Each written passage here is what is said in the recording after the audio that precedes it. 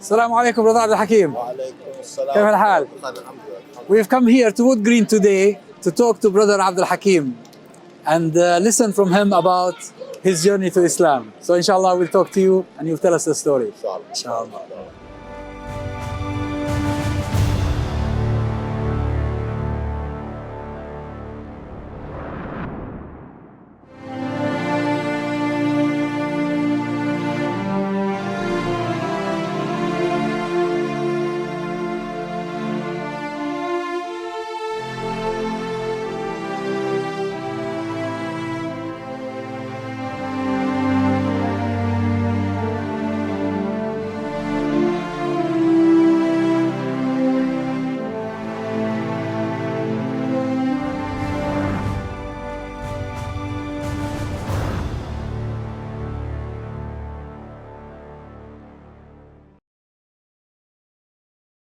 Brother Abdul Hakeem, yes, tell me how your journey to Islam began. Alhamdulillah wa salatu wa salam ala Rasulullah. It's hard to know where to start because, I mean, over the years I've realized that Allah had me on a journey for a long time. So, I would say, I was raised, in Tottenham with my parents and my 4 brothers. And at the age of 6, my parents split up. And then me and my brothers started to live with my mum alone. My dad used to come and see us every single day though. And up until now, he's still in my life. And we went through school, I went through school and I was raised as a Christian. So we were from the Church of England denomination of Christianity, where we believed in the Trinity and that Jesus is God, the Son, and that doctrine. So we went through primary school, went through secondary school, and then I think the biggest thing that happened that started me on my path towards Islam was we were in a class when I was in secondary school called religious education. And to be honest, in that class, myself and my other classmates, we didn't really pay attention to what the teacher was saying at the time. We just used to have our own discussions in the back of the class. So we was having a discussion about our beliefs and our views on different things. So he was talking to himself and you were talking to yourself. Exactly. Honestly, to the point where that teacher, he got to a point over the months of teaching us that we were so disrespectful, that we didn't pay attention to him, that he would almost just whisper to a few students that were listening to him, and us at the back of the class, he wouldn't pay any attention to us.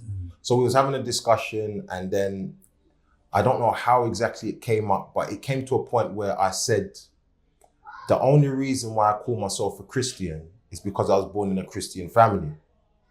So with that as the foundation for my belief, if I was born in any other family, like let's say a Sikh family or a Hindu family, then I would have been a Hindu or a Sikh.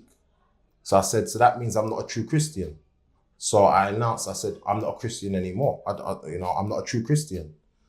And then I followed it up in the same discussion. I said, and that being the case, when it comes to even the idea of God, I've never researched the idea of God myself or thought about it myself. So in fact, I don't actually believe there's a God. I can't say I truly believe there's a God. I only say that there's a God because I've been taught to say it.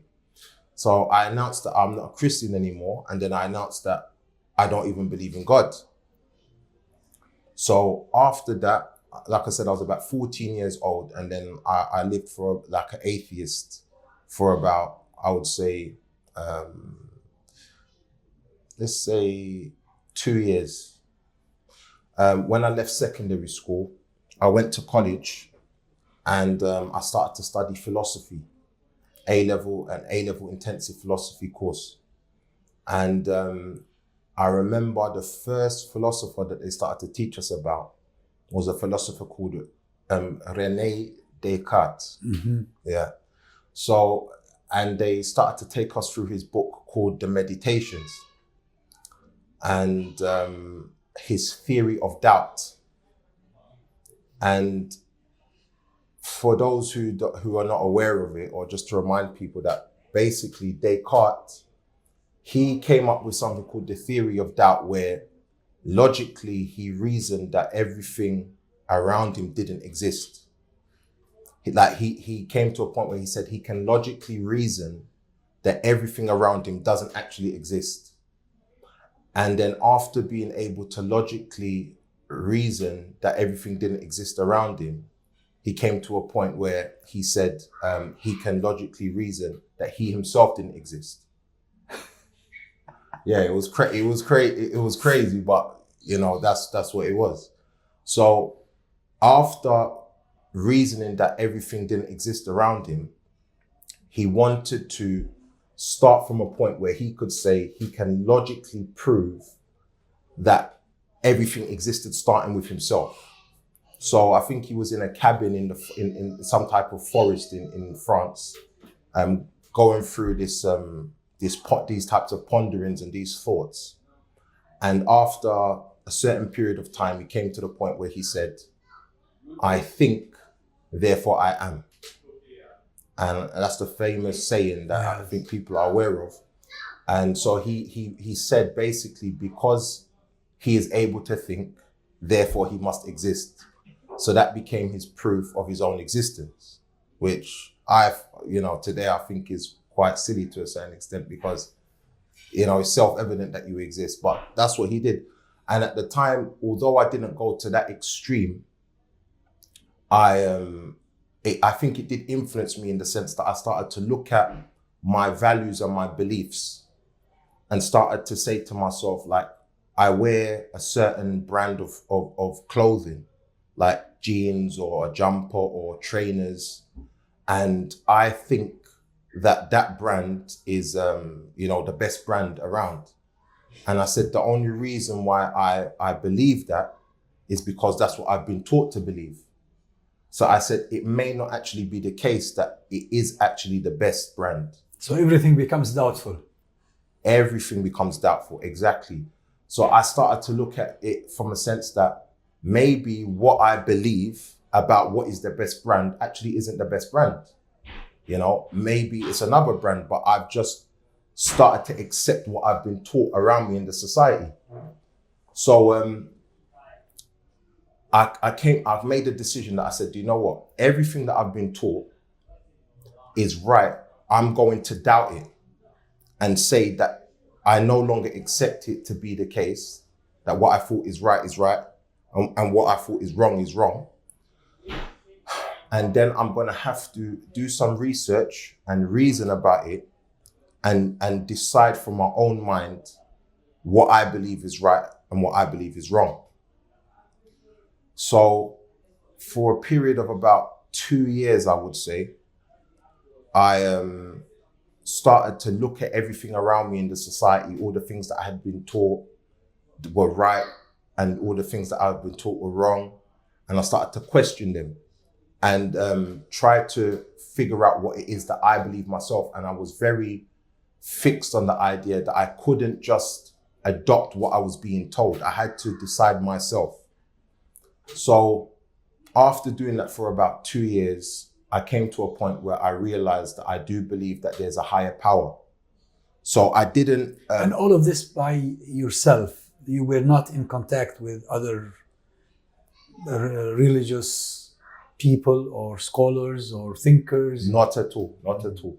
I mean, to be honest, I was listening to a lot of rap music, you know, where a lot of ideas are being expressed in the music. But in terms of talking to like academics or reading books, there were some books that I was reading, but the initial idea, like I said, it was born when I was studying philosophy. What brought you to Islam? I mean, what was the point, the pivotal point?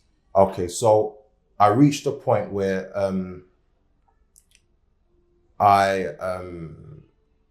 let me think. The pivotal point I would say is through in the time when I was thinking about things, I would be having discussions with my friends. And one of my friends who I'd gone to secondary school with, he was born into a Muslim family, but he wasn't really educated about his religion or very much practicing. And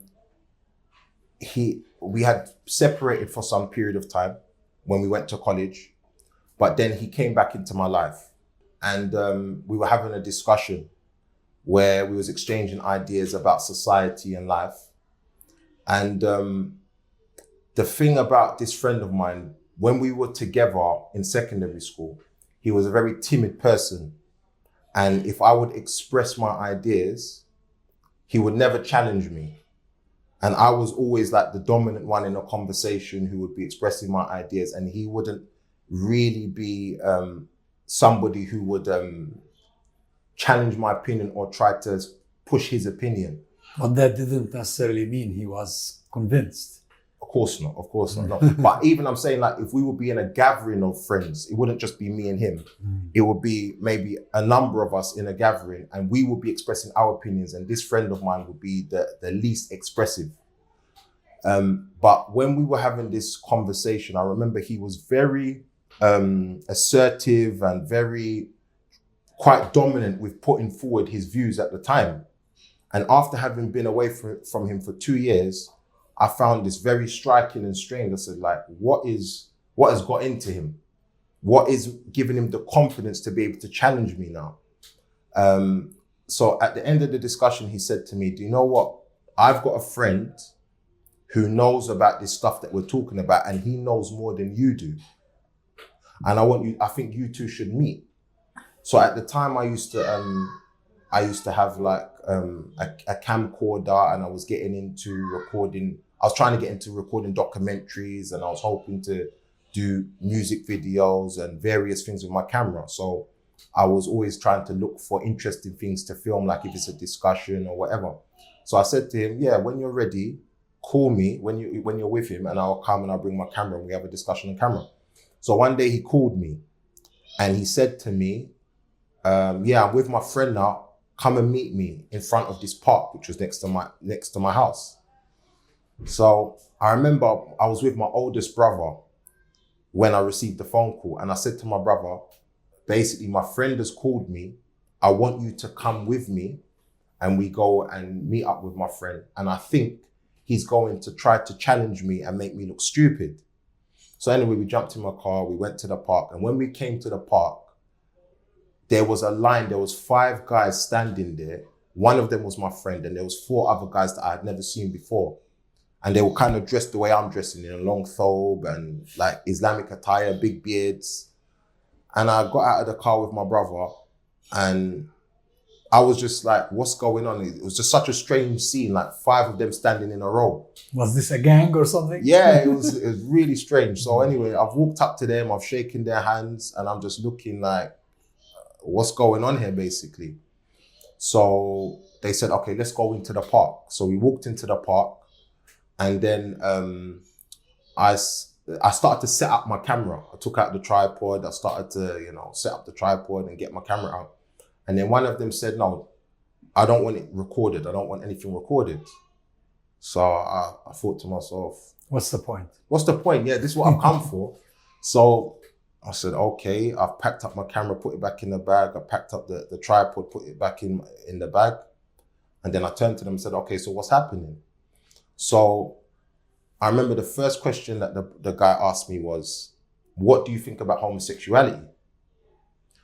And I thought to myself, like, what a strange first thing to say to me. Like, why on earth are you asking me such a question? So I looked at my friend, like, why is he asking me this? I looked at my brother, then I looked back at him and I just answered the question. I said, well, I don't practice that behavior. I don't do that type of stuff. And I don't hang around people who do. But if people do that stuff behind closed doors, then that's their business. And then he went on to respond by saying, how can you say it's nothing to do with you? Because if you have children in the future and then your child goes to a school and the child's teacher is a homosexual, then the teacher could teach your child that homosexuality is okay, and then your child could become a homosexual. And it could end up affecting you in that way. So I was like, okay. And then he asked me various other questions, but he was speaking to me in a very challenging way. So I didn't like the way he was speaking to me, because at the time I used to just have discussions with people and exchange ideas. So I came to a point where he had asked me so many questions in such a challenging way. I said to him, do you know what? I haven't come here to proselytize anybody, but it seems clear that you have. And by that time, he had made some claims about Islam, and he said that he can prove that Islam is the truth. So I said to him, you have said that Islam is the truth and that you can prove it. So I want you to prove it, and then I'm going to go home. Because I was thinking to myself, you can't make such a big claim to me and I'm not going to take you up on it. So he said, okay, I'll do it. And I was thinking to myself, like, the guy's so confident, but I'm thinking, how on earth are you going to be able to prove that to me right now? So anyway, we went to the shop, we bought some chicken and chips, then we got into my car, and for the next 2 hours, he presented Islam to me. And the way he presented Islam to me, he was so eloquent in his speech, and his reasoning was so well organized and so reasonable. It had such an effect on me. And whilst he's speaking, other than the actual things he's saying, I was analyzing, like, what is he trying to get out of this? And I couldn't figure it out, because I'm thinking, I'm not going to end up giving him any money. He's not asking for any money, but he's taking his time out to give me this message. So by the end of the conversation, I was feeling like he's sincerely trying to educate me about something he believes that I don't know. So within the discussion, when he had mentioned the Quran, my brother who was with me said, I've got a Quran at home. And I remembered my brother saying that in the middle of the conversation. So by the end of the discussion, I said, do you know what? I have to read this book that he's talking about, because I don't believe that it can really exist. The way he's described it, a book like this can't really exist. And one of the main things that he had said... So he was saying beautiful things amazing about something, and you wanted to make sure that this is true. Yeah. I wanted to make sure that it was true, but my thing was, I can't imagine, like, how can a book like this exist? It was too, fantastical in my mind to accept that something like that existed to a certain extent. And one of the things that really struck me was that, because at the time, I've always been a creative writer. And at the time I used to write like rap music, which is effectively poetry, yeah? And the people that used to listen to me and hear my stuff or read my stuff would always commend me and say, your writing is really amazing. Like, I was a very skilled writer from I was very young. So I had a big, appreciation for words. So one of the lines of reasoning he gave me, which was very effective, is he said that the Quran has 3 elements in terms of the style of the book. He says it has meaning, it has structure, and it has style. And he said when it comes to poetry, the highest types of poetry can only ever have 2 elements within a single line of poetry. You can have style, and it can have a high level of style, and it can have a high level of meaning, or any 2 of the combinations. He said it's very rare for a line of poetry to have all 3. And I was listening, I was like, okay. But he said the Quran has all 3 throughout the whole of it. And in poetry, this is very rare to even be able to do in a line. So I said, okay, that's very interesting. So anyway, by the end of the conversation, I said, I have to read this book. So when I left him, I went back home with my brother. And I remember I was just pondering on what the guy had said. And I came out of the car and I just remember I was just so overwhelmed by what he had said. But I wanted to read the Quran. So I said to my brother, you said you've got a copy of that book. Can I have it? And he was like, no, I'm reading it first. So I was very upset. I was thinking to myself, I didn't realize that he had connected with it as well and he wanted to read it. So I was very upset that he was interested too. He was very interested, yeah. So he said he's going to read it. So anyway, my life went on and various things happened. And then eventually one day he came to me and he just gave me the translation of the Quran. He said, yeah, I'm done with it. You can have it. And I was surprised because I was speaking to myself, growing up with the Bible is very, very, big in size. It's got a lot of words in there. And if you're going to be reading a book like that, trying to understand it, it's going to take you a lot longer than it seemed it took him. And I was expecting it to be the same type of size and depth and that. So I thought he could never have finished reading this, but I didn't really care because I finally got hold of the book. So at that point, I started to read it. And at that time, when I was reading something, I wanted to read every single word on the book, from the cover to what the publishing house says, every single word. So I started to do that. And I remember in the translator's foreword, in I think the first paragraph or the second paragraph, it said, the Quran cannot be translated. And this was the translation that was done by Muhammad Marmaduke Pickthad. Yeah. So when it said the Quran cannot be translated, I couldn't understand it. And I remember the brother who had presented it to me in the park had said that the Quran is only in Arabic. So in English, you're only going to get an idea of the meanings, but it's not the actual Quran. So when I saw that by the translator, I was a bit surprised, but it intrigued me more. So anyway, I started reading it. And I used to go to the park with this book and just find, a quiet space, sit on a bench and open this book. And I was just so intent on, trying to understand this book and analyze it. It's like I used to go into a different world. Like when I started reading the book, I used to be fully absorbed into what I was reading. And the book was just so striking, like the things that it was saying. So obviously Surah Al-Baqarah is talking about the Jews and the Christians and stories of Musa alayhi salam and Dawood alayhi salam and these types of things. So those historical things, I was saying to myself, okay, maybe they happened, maybe they didn't happen. I just used to kind of go past that. And I didn't really see the benefit I was getting from hearing these stories. There's the stories to me. But then there would be the verses that give you advice for life.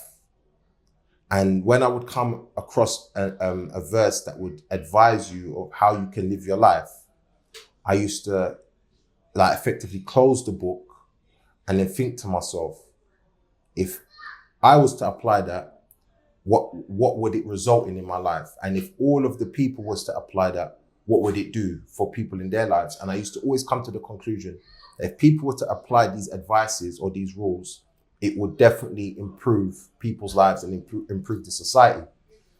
And other verses I would come past, it would be like, yeah, that goes without saying. Everybody knows that. I know that. And I just found myself going throughout the Quran like this, and I was nodding with so much stuff like saying, yes, everybody knows that, or I would be analyzing new ideas that it was presenting and understanding that it makes sense and that it will benefit people. So I reached halfway through it, back to Surah Al-Maryam. And at that point, I was actually trying to transform my life without really knowing it, just subconsciously. I was seeing that I was transforming my life to try to be in line with what the book was telling me to do in my life. And then you were already becoming a Muslim. This is what I kind of found out. Yeah. So at the same time, around that period of time, I was meeting up with my friend who had introduced me to this brother and two other brothers in a Lebanese cafe. And they would say to me, if you've got any questions about what you're reading, just ask us and we'll try to answer. So when I was discussing things with him, he was saying, do you know what? You're already a Muslim. SubhanAllah. He was saying to me, you're already a Muslim, because I was reading the book. At that point, I was saying to myself, I believe everything this book is saying so far. But I was still skeptical that by the end of the book, there was going to be some twist, like in the end of like a movie where you end up worshipping the devil or something at the end of it. So I was still skeptical. So I was thinking to myself, I need to get to the end of the book before I can say I believe in the whole book. But I was saying to myself, if the next half of the book matches the first half, then I'm fully believing this book. So when I expressed that to the brothers that I was sitting down with, they said, you're already a Muslim. So they told you were already Muslim because of your response when you were reading the Quran. And then you just said the Shahada. Yeah, they taught me this. I said to them, the guy said you're already a Muslim. But in my head, I was thinking, to be a Muslim, you have to finish reading the Quran. You can't be a Muslim back then. So he explained to me, no, that's not the case. So I asked him anyway, for me to become a Muslim, what do I have to do? So he told me the Shahada, he told me to repeat after him. And then I repeated after him. They said, you're a Muslim. Were they revert Muslims or were they born Muslims? The main guy was a revert. Yeah, the main one that I used to speak to. There was 2 other brothers, but the other 2 I think were born into Islam Muslim families. But the main person was a revert as well. Yeah. Where did you say the Shahada? Where was that? It was in a Lebanese cafe opposite a masjid in my area. Yeah, in Whiteman Road. Yeah, in North London. We'll have another session with you to tell us about what happened afterwards. Sure. Once you embraced Islam, what happened to your life? How much a change did that make in your life? But we'll see you in the next episode. Sure.